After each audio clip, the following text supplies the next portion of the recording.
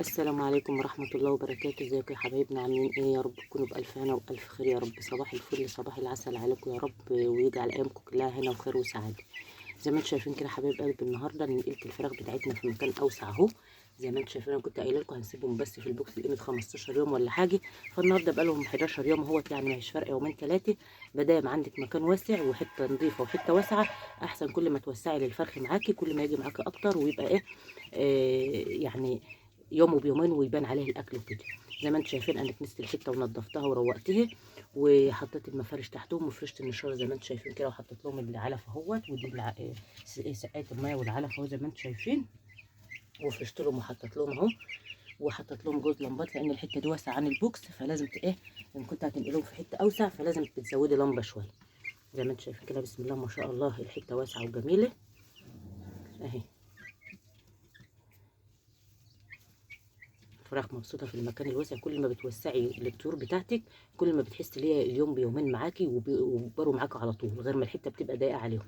ما عندكيش بقى مكان مثلا وهتربي في بوكس او حاجه، بتبقى جايبه كميه قليله مثلا 10 فراخ 15 فرخه، ممكن الكميه دي تفضل معاكي في البوكس اللي زي اللي انا كنت حاطه فيها دي لاخر الدوره عادي، مش مشكله، وبيطلع منها فراخ زي العسل برضه.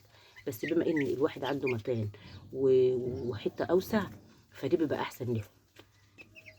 زي ما انتم شايفين كده بسم الله ما شاء الله المكان واسع، يعني ممكن يفضلوا هنا ان شاء الله لحد الدوره ما تخلص ان شاء الله على خير يا رب.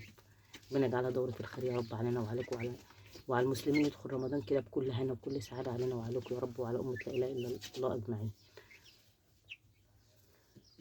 اهم حاجه النشاره بتاعتك لما تيجي تفرشي تحت الطور بتاعتك تكون عامله كميه النشاره عاليه شويه او كتيره شويه، لان انتوا شايفين الفراخ مهما يكون بيقعدوا ينقروا كده زي ما انتم شايفين كده، بيجيبوا بالارضيه، فلازم يكون النشاره او التبن اللي انت بتحطيه تحتهم او ايا كان انت بتحط تحتهم ايه، يكون كميه او السمك بتاعها كبير، بحيث ان هم بيقعدوا ايه، يعني ينكشوا تحتهم كده. بتحس ان الفرخه مبسوطه من المكان الواسع اهو. والشمس النهارده بسم الله ما شاء الله زي العسل، بس انا حبيت اجرب اللمض يعني، لان من زمان من يوم ما الدوره القديمه ما كنتش انا شغلت اللمض دي، فقلت اما اجربها الاول. انا هقوم اطفيها دلوقتي لان الشمس جميله اصلا، الشمس حلوه وحاميه حاميه ويعني ايه مش مستاهله كهرباء. كهرباء بالليل بقى عشان ايه، يبقوا يشوفوا ياكلوا وخلاص. دي تاني يوم النهارده في الصيام التلات ايام البيض يا حبايب قلبي، كل سنه وانتم طيبين. ان شاء الله بكره بقى يبقى نص شعبان، النهارده بقى من بعد المغرب، النهارده من بعد المغرب ليله نص شعبان، النهارده من بعد المغرب، اللي صايم او اللي ما صامش ما قدرش او له ظروف من بعد المغرب الدعاء مجاب يا حبايب قلبي، وربنا بيستجيب لنا كده ان شاء الله باذن الله. ولكم كل اللي عنده امنيه وكل اللي عنده دعاء ربنا ان شاء الله باذن الله يتقبل منا ومنكم يا رب.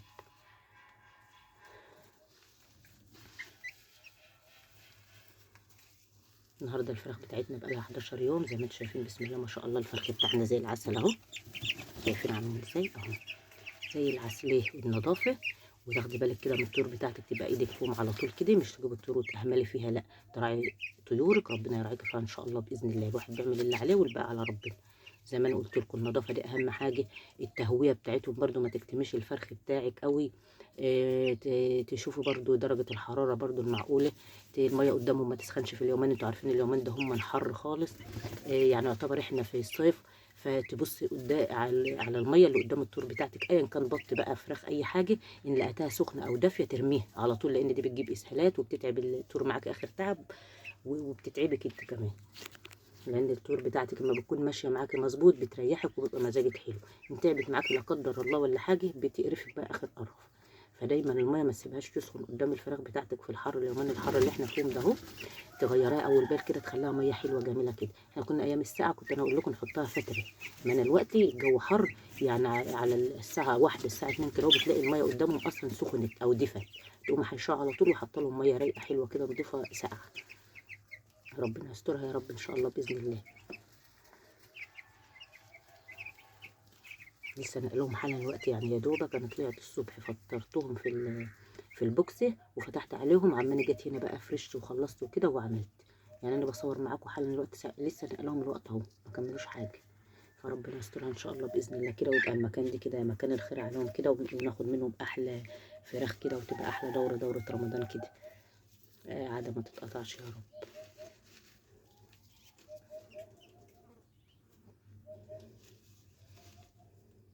اللهم ارحم بهم وأموات المسلمين أجمعين يا رب العالمين. يا رب ترحم بهم وأموات المسلمين. اللهم عافهم واعف عنهم واكرم نزلهم واغسلهم بالماء والثلج والبرد ونقيهم من الذنوب والخطايا كما تنقي الثوب الأبيض من الدنس. اللهم إن كانوا محسنين فزد في حسناتهم وإن كانوا مسيئين فتجاوز عن سيئاتهم يا أرحم الراحمين. يا رب ترحم بهم وأموات المسلمين أجمعين يا رب العالمين. واجعل أيام الخير والهنا والسعادة كلها علينا يا رب. يدخل رمضان علينا محدش محتاج حاجة ولا حد نفسه في حاجة يا رب. إن شاء الله ترضي كل الناس وتجبر بخواطر كل الناس يا رب إن شاء الله بإذن الله. شايفين الفراخ زي ما انا قلت لكم بيحبوا ينقروا كده، فدايما تخلي النشاره تحتهم ايه, سمكها عالي. يا رب تكون نقلة الخير عليهم يا رب ان شاء الله باذن الله كده وربنا يسترها. واحد يحبش برضه على الفراخ بتاعته حلوه كده اهوت ويظبط حاله كده وياخد باله منه ان شاء الله باذن الله. ابتدي بقى في الوصفات بقى كل يوم كده. النهارده يعني هم النهارده بقى لهم 11 يوم خلاص من هنا وجاي بقى الواحد يظبطهم كده بقى في الوصفات وحاجات نحطها لهم برده عشان الاوزان بتاعتهم، حاجات من البيت وحاجات مفيده. ومن ناحيه تانيه نزود الفراخ معاكي وتيجي تاكلها كده تلاقيها ناشفه كده معاكي ما هياش طريه ولحمتها كده مسكره وزي العسل زي كل دوره كده. اقسم بالله كل اللي بيشتري مني فراخ في اي دوره بيحلف بحلاوه الفراخ بتاعتي. ليه؟ لان انا ما بجيبلهاش دواء ولا بعكعك عليها. احط لها حاجات جميله كده من البيت وحاجات كده بتخلي لحمتها زي العسل والفرخه بتبقى ناشفه واخده حقها في التربيه. فربنا يسهل ان شاء الله باذن الله كده ويجعلها دوره الخير علينا وعليكم وعلى الناس كلها كده يا رب. اللي مربي فرختين مربي بطتين لرمضان ربنا يكرمه فيهم ان شاء الله باذن الله.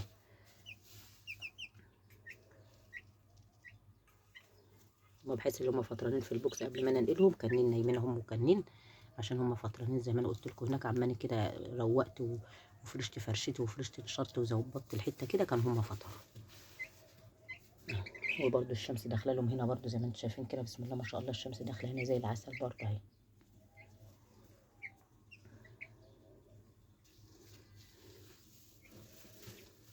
صباحكم زي العسل وصباحكم زي الهنا وايامكم كلها لبن حليب يا رب ان شاء الله باذن الله كده. وايام بيض علينا وعليكم وعلى امه لا اله الا الله كده. والناس كلها تبقى مبسوطه وسعيده ومندخلش زعل ولا حزن على حد يا رب ان شاء الله باذن الله. ما يدخلش الا السعد والهنا والفرح وكل حاجه حلوه علينا وعليكم وعلى امه لا اله الا الله اجمعين يا رب العالمين. وعنا وقونا يا رب على طاعتك يا رب. اللهم بلغنا رمضان، اللهم بلغنا رمضان، اللهم بلغنا رمضان يا رب كده. يدخل رمضان علينا بكل هنا وبكل سعادة كده يا رب. وقدرنا على طاعتك يا رب في قراءة القرآن الكريم وصلاة التراويح كده. والأيام الهنا والسعد جاية علينا كده. ربنا يجعلها أيام هنا وسعادة علينا وعليكم يا رب.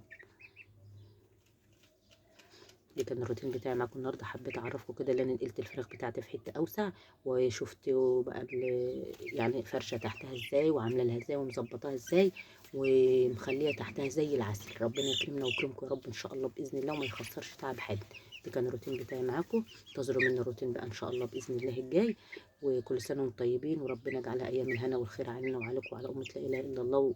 وتقبل منا صيامنا يا رب ان شاء الله باذن الله احنا وانتم يا رب. وده كان الروتين بتاعي معاكم النهارده وده كان يومي معاكم النهارده. والسلام عليكم ورحمه الله وبركاته.